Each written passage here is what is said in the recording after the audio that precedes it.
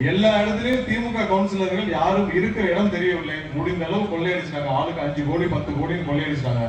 அனைத்து மாநகராட்சிகளும் கொள்ளையடிக்கப்பட்டு விட்டுச்சு. உள்ளாட்சி அமைப்புகள் அனைத்தும் கொள்ளையடிக்கப்பட்டு விட்டுச்சு.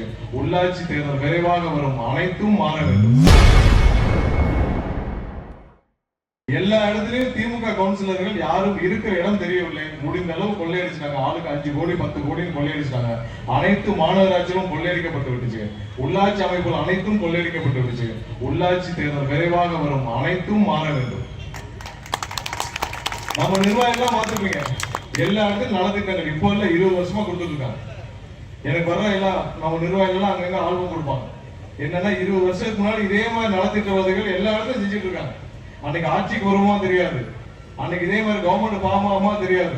இதே மாதிரி அனைத்தும் அமைச்சர்கள் இத்தனை எம்எல்ஏக்கள் வருவாங்களா தெரியாது. எல்லாம் தெரியாமல் 20 வருஷமா 25 வருஷமா நலத்திட்ட உதவி செஞ்சுட்டு இருக்காங்க. இன்னைக்கே செஞ்சுட்டு இருக்காங்க. நாளைக்கு உள்ளாட்சி தேர்தல் வரும். உள்ளாட்சி தேர்தல் அனைத்தும் மாற வேண்டும். ஊர்லே இல்லாத ஒரு மேயர், இருக்கிற இடம் தெரியாத ஒரு கவுன்சிலர், இவங்களை வச்சுக்கிட்டு எத்தனை நாள் இந்த மாநகராட்சி ஆகணும்? எத்தனை நாள் இந்த மாநகராட்சி தாங்கணும்? தூத்துக்குடி மொத்தத்துக்கு உங்களுக்கு தேவை எவ்வளவு? 1500 கோடி 2000 கோடிக்கு இன்னைக்கு நிதி ஒதுக்கினால் அனைத்துக்கும் தேவையான அனைத்து அடிப்படை வசதிகளும், சாக்கடைகளும், பாதாள சாக்கடைகளும் அனைத்தும் செய்ய முடியும். ஆனா இவங்க எவ்வளவு கொள்ளையடிச்சிருக்காங்க? சும்மா உட்காந்து வீட்டுல கால்குலேட் பண்ணுங்க. ஒவ்வொரு கவுன்சிலரும் எத்தனை கோடிகளுக்கு அவங்கள வீடு கட்டிருக்காங்க, காம்படிஷன் இருக்காங்க, கார் வாங்கியிருக்காங்க, சொந்த பந்தங்கள் எவ்வளவு வாங்கியிருக்கான்னு பாருங்க. குறைஞ்சபட்சம் 5 இருந்து 10 கோடி சாதாரண ஒவ்வொரு கவுன்சிலரும் கொள்ளையடிச்சிருப்பாங்க. ஒவ்வொரு கவுன்சிலரும் 5-10 கோடி ஆரம்பிச்சீங்கன்னா இன்னைக்கு அதுவே 600-700 கோடி. அப்புறம் மேயர் எடுத்துக்கோங்க. மதுரையில மேயர் மேல மட்டும் 300 கோடி ஊழல் போகாது. அதுல மேயர் கணவர் கைது. அப்ப இங்க எவ்வளவு இருக்கும்? அவ்வளவுதான் மொத்த மாநகராட்சி. நம்மளுடைய நிதி தேவை எவ்வளவோ அதை விட அதிகமாவே கொள்ளையடிச்சாங்க. அதிகமா கொள்ளையடிச்ச அனைத்தையும் நம்ம வீட்டுக்கு அனுப்பாம மற்ற வேலையே செய்ய முடியும். அனைவரும் தயாராக இருக்க. பொதுமக்களுக்காக இந்த சேவையை கண்டிப்பாக நீங்கள் இறங்கி களத்தில் செய்யணும். இப்ப நீங்க எதுவுமே இல்லாம நீங்க அனைவரும் நிர்வாகிகள் அனைவரும் நலத்திட்டங்களை 20 வருஷமா செஞ்சுட்டு வரீங்க. இனி அடுத்த உள்ளாட்சி தேர்தலிலும் இதே மாதிரி ஒரு அங்கீகாரம் மக்கள் நமக்கு வழங்குவார்கள். தளபதிக்காக விசில் சின்னத்துல நீங்க மாநகராட்சி முழுவதும் விசில் சின்னத்துல தலைவருக்காக நிற்கும் அனைத்து வேட்பாளர்களும் அனைவரையும் கவுன்சிலராக எல்லாரும் தேர்ந்தெடுப்பாங்க. இதே போல நலத்திட்ட உதவிகள் மக்களுக்கு தேவையான அனைத்தையும் நீங்கள் செய்ய வேண்டும். இன்னைக்கு ஒவ்வொரு நாளும் திமுக அனைவரும் கைது செய்யப்பட்டு வராங்க. எல்லாம் ஊர்ல ஒரு ஆளு கிடையாது. கேட்டாரு சட்டசபையில, அதாவது பார்ட்டி பண்றேன் என்னன்னு, பார்ட்டி பண்றேன்னா எங்க வாங்கினீங்க அதுக்கான ஆதாரத்தோடு நீங்க வழக்கு பதிவு செய்யப்பட்டது. ஊர்ல ஒரு ஆள் இல்லை. கரூர் செந்தில் பாலாஜி பேசின பேச்சுக்கு இன்னைக்கு ஊர்லயே கிடையாது. எங்க இருக்காங்கன்னு தெரியல.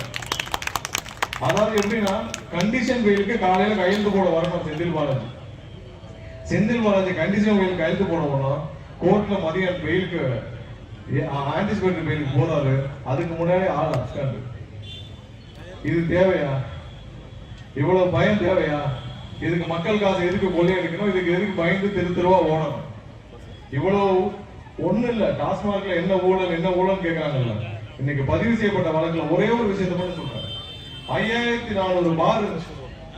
அந்த 5400 பாரையும் செந்தில் பாலாஜி ஒரு ஆளே காப்பில் அமைச்சு, ஒரு ஆளே எல்லா பாரையும் ஏலத்தில் எடுக்கணுங்க.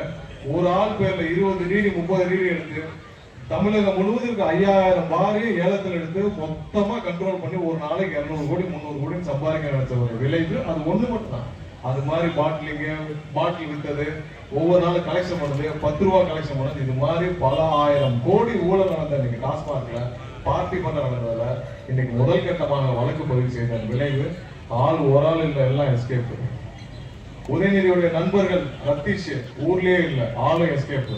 ஏன்னா இவங்க எல்லாம் சேர்ந்துதான் மொத்தமாக தமிழகத்தை டாஸ்மார்க்ல கொள்ளையடித்தவர்கள். இந்த ஒரு துறை மட்டும், இன்னும் மற்ற துறை எல்லாத்துக்கும் இதே எடுத்திருக்காங்க. சும்மா சொல்லல. திரு பிடிஆர் 30,000 கோடியை ஒரு குடும்பம் கொள்ளையடிச்சிருக்குன்னு ஆடியோ வந்துச்சு. சும்மா சொல்ல 30,000 கோடி உண்மைதான். ஒரே வருஷத்துல 30,000 கோடினா கிட்டத்தட்ட 5 வருஷத்துல 1 லட்சம் கோடி 2 லட்சம் கோடி கொள்ளையடிச்சவர்கள் நம்ம எப்படி சும்மா விடணும்?